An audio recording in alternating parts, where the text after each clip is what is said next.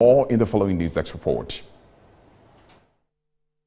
The First Lady of the Republic of Ghana, Ms. Rebecca Akufo-Addo, says she cannot accept a monument approved for her by Parliament. She has thus decided to refund to the state all the monies paid to her since 2017, which amount to 899,097 Ghana cedis, 84 pesos. This was captured in a statement signed by Koko Blebo, Director of Communications at the Office of the First Lady. The statement said the First Lady, in consultation with the President of the Republic, has decided to refund all the monies paid to her as allowances from the date of the President's assumption of office, i.e. from January 2017 to date, amounting to 899,097 cedis, 84 pesos. The statement added the First Lady has decided not to accept any monies that have been allocated to be paid to her pursuant to the recommendation of the Ntiamwa Beidu Committee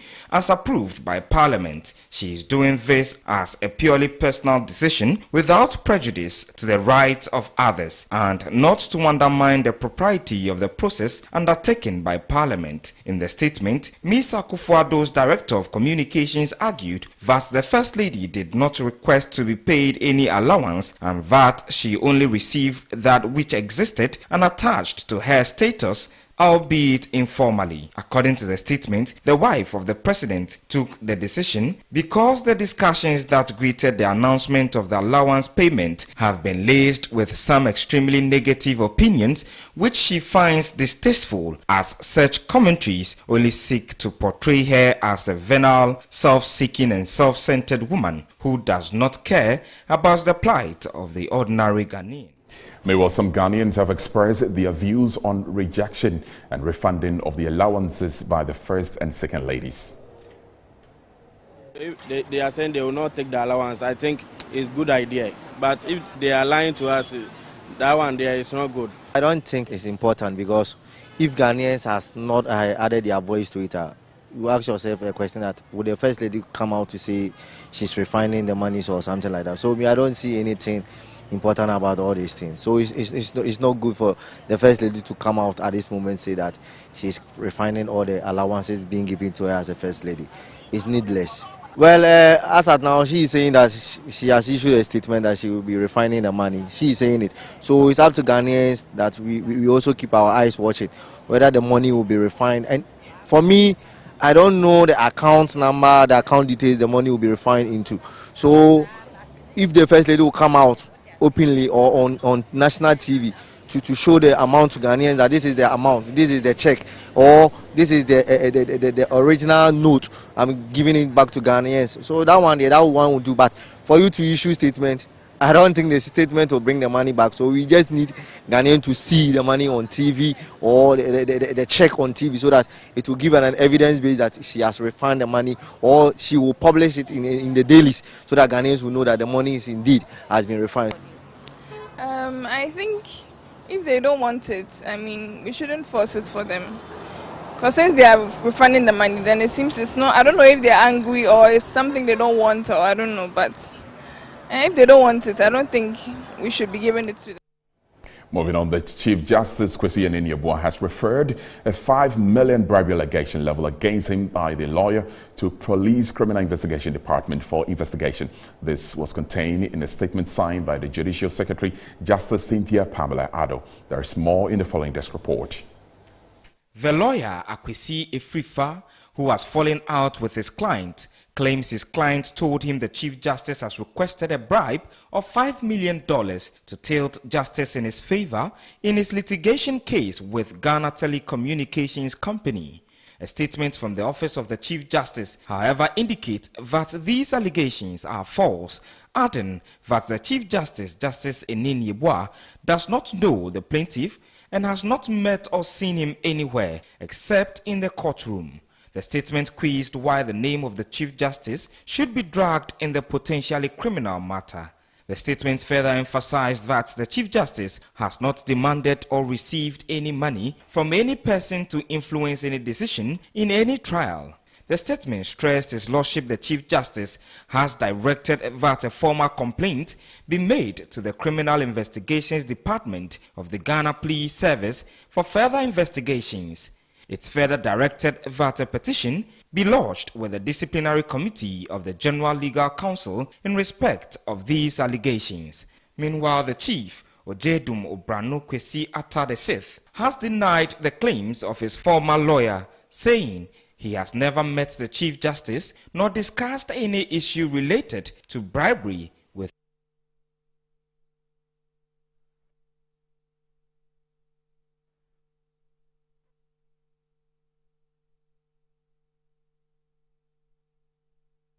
The Opposition National Democratic Congress, NDC, is demanding that the Chief Justice, Justice Kwesi Niniabua, step aside temporarily for various institutions prepared to commence investigation into the bribery allegation level against him. The Chief Justice has petitioned the SHRAJ, Police CID, and the General Legal Council to investigate a $5 million bribery against him. Speaking at a press briefing, the General Secretary of the NDC said Chief Justice could influence the investigation and hence need to step aside.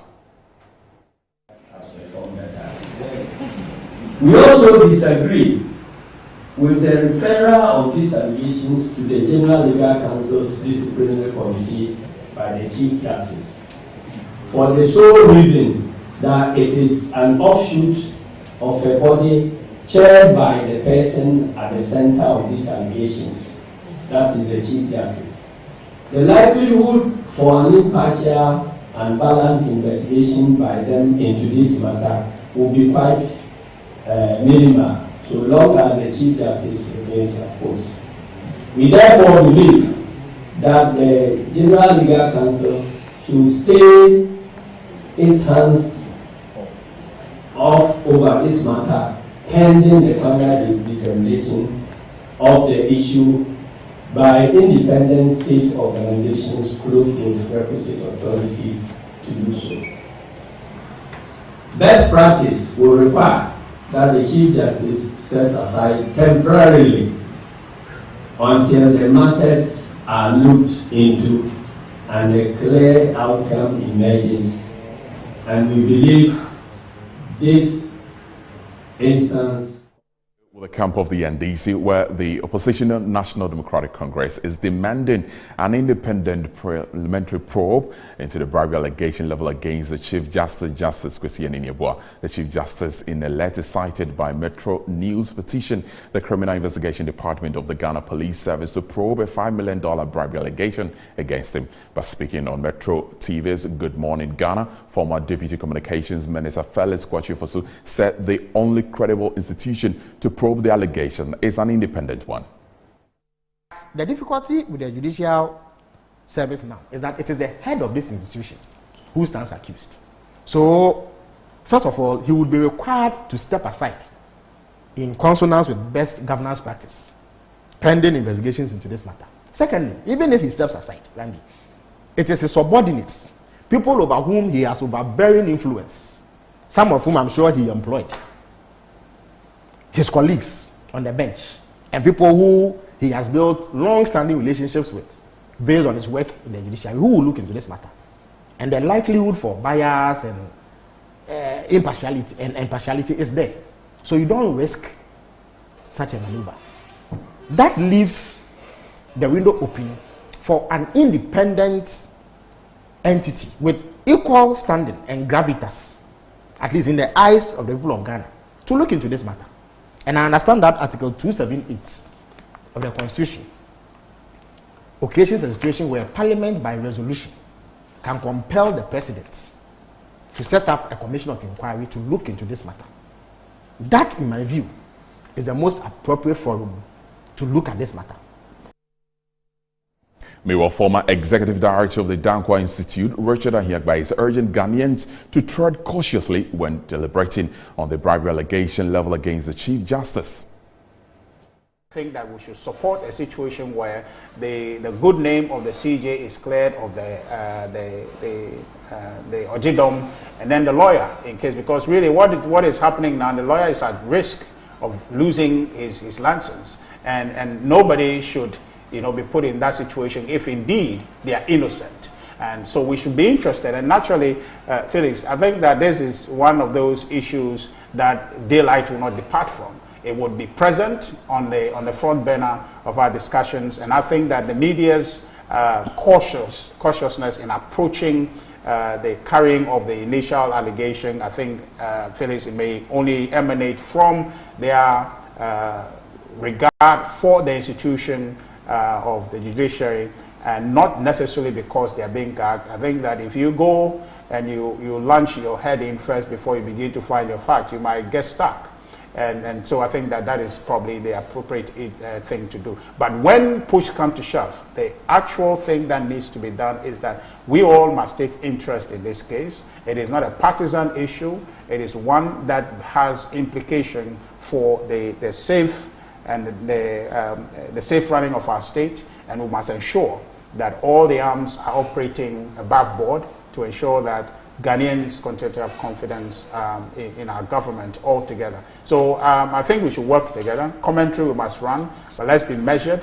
Let's not politicize the issue, and make sure that really we support the process to make sure there's some finality brought to this, and those who have wronged the Ghanaian people be punished.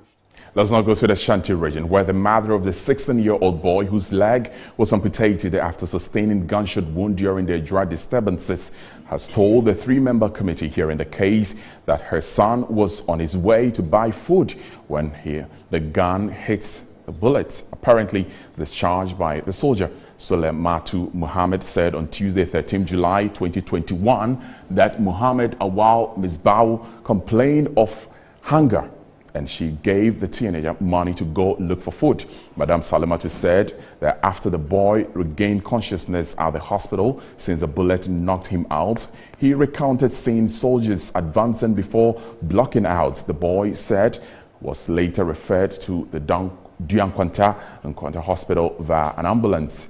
They were then asked to pay an amount of 1,500 cedis for an operation on the boy. However, the doctors advised that the boy be sent to Komfonochi Teaching Hospital, where the injured leg was amputated.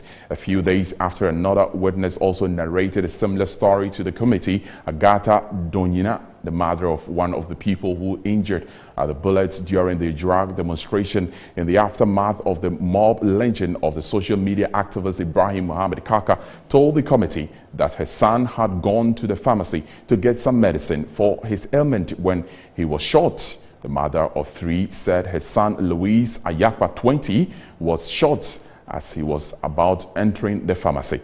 The single mom trader told the committee that Louise, a final year student at the Fijasi Senior High School, had come home on Monday, 28th June 2021 because he was sick. After being hit by the bullet on 29th June 2021, she said her son was first rushed to the Jura Government Hospital and later referred to the Komfonochi Teaching Hospital. She said the son was being operated on because, according to the doctor, the bullet affected his intestines. Madame Agate told the committee that she was justice to be served since her son and only one taking care of him, and she has no help from anyone. On the back of this drug development, we take a break. We're back with more stories. Please stay.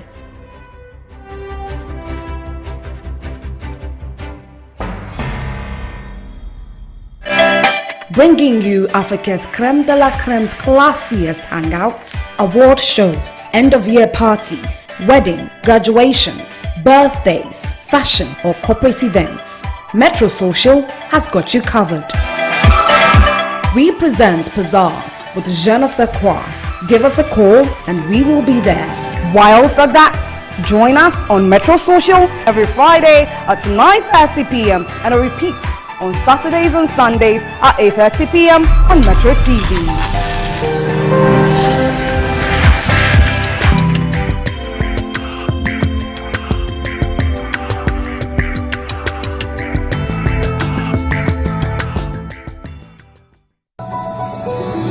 Are you tired as a consumer in Ghana when it comes to issues that confront you as a consumer? Worry no more. Coffee Capital, I'm here to give you the information, all that you need to make sure that your right is protected as a consumer. We have too many laws and agencies that should protect the right of the consumer. I'm here to give you the information that will help and assist you to get goods and services delivered to you without any worries. Watch the Capito Show on Metro TV.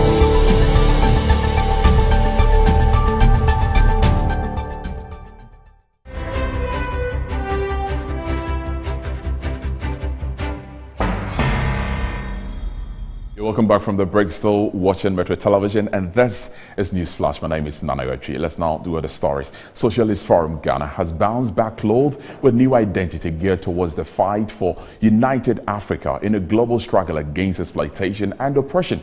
Speaking at a pre-launch ahead of the transition from Socialist Forum Ghana to Socialist Movement Ghana, the founder, Kwesi Pratt, said the decision to switch to a new platform will enable members critically review the movement's work and adopt a new formula and operating structure that will promote the new agenda. He said this at the Freedom Center in Accra. Here is a bite from the presser. Inspired by the vision of Osagyefo Dr. Kwame Nkrumah and other heroes of the African Revolution, they committed to fight for a united socialist Africa which could take its rightful place in the global struggle against exploitation and oppression. We sought to ensure coherence and commitment to the struggle, commitment to study. We wanted to ensure that we had a correct shared analysis of the economic, social, and cultural challenges society faces. In 2019, we decided that we were ready to move to a new platform for socialist transformation, a larger, more diverse, more pro-activist organization, a movement. We have pursued this deliberately and painstakingly. Our upcoming Congress will enable members to critically review our work to date and to adopt a new and formal operating structures. We expect that the Congress will approve a transition from a forum to a movement and a program to mobilize working Ghanaians to transform our society. Now, to some security matters, the high vigilance of the police officer on duty has foiled a lady's attempt to smuggle a firearm and ammunition into the cantonment police cells. A report by the police said on Sunday, 11 July 2021, at about 4 p.m., 4:45 p.m., a young lady at about 23 years old with a Nigerian accent went to the charge office with 2 packs of papaya labeled fast food for an inmate on remand for robbery. According to the police report, when the food was carefully inspected by the duty officer, a locally manufactured pistol with 1 AA cartridge was found concealed in one of the pack containing the food. The lady, according to the police, however, managed to flee the scene. Serious efforts are underway to trace the arrest her, the police said in the report.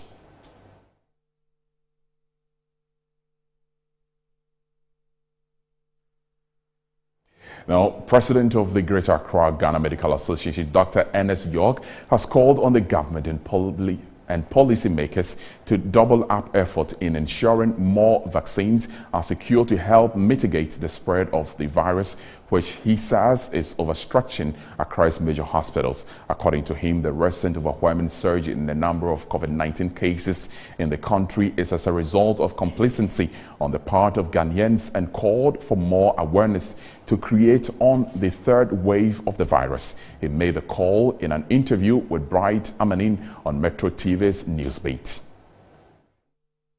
And we brought this on ourselves. Honestly, everybody went to sleep after the second week.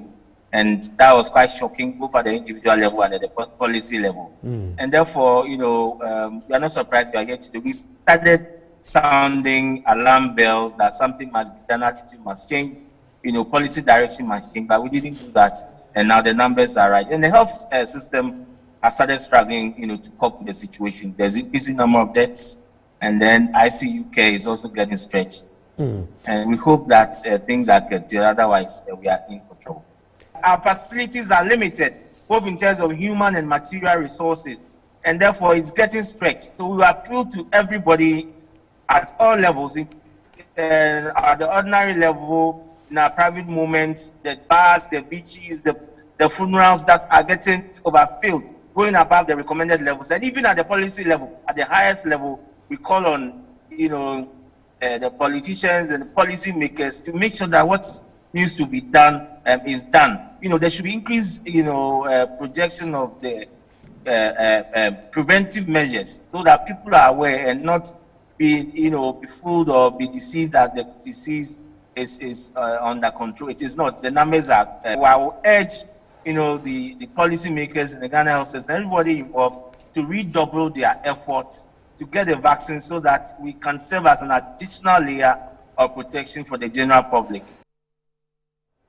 Now, the Bui Power Authority reveals contractors working on its 250 megawatt solar power in the Banda district of the Bono region has completed the first phase project. Speaking at an inter-school challenge on renewable energy organized by the Energy Commission here in Accra, Director Engineering Services at the authority, Engineer Kweku Sapon Akosa, said contractors are working around the clock to meet their deadlines for the second phase of the project.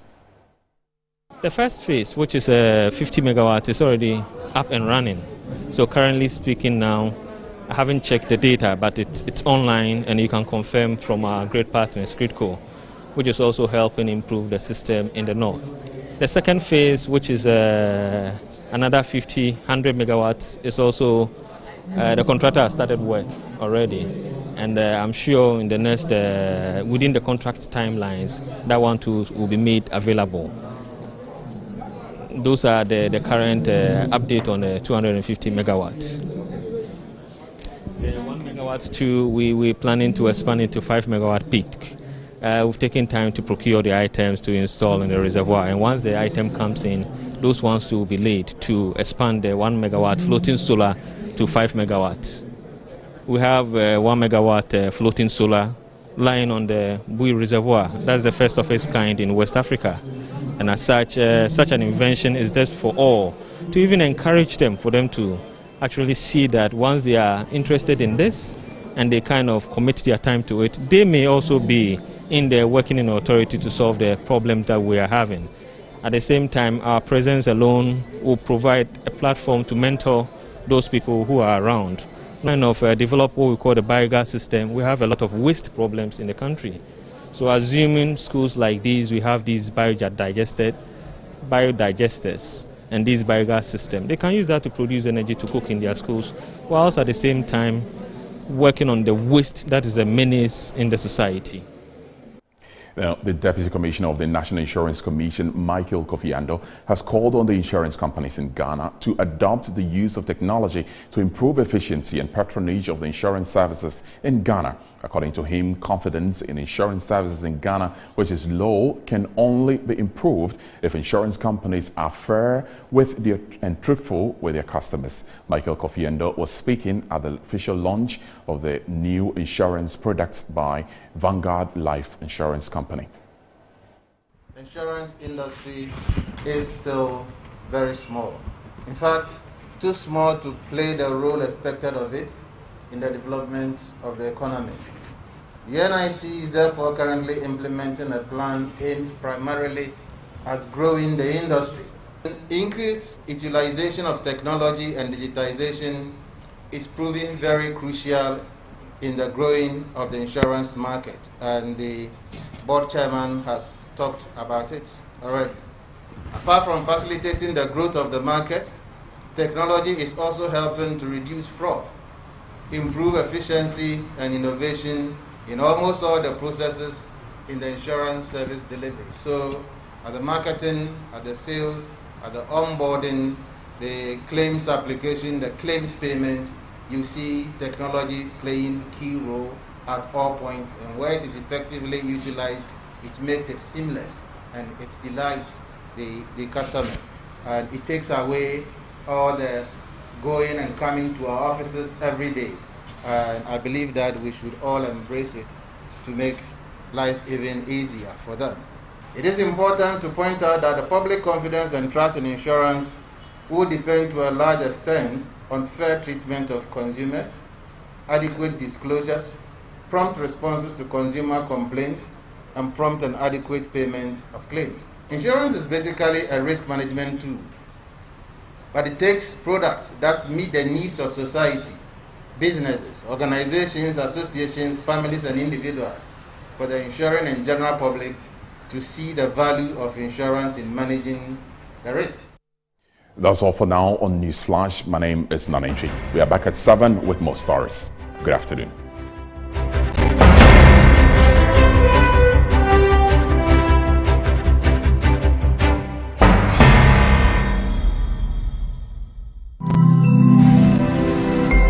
Metro TV, insightful and inspiring moments.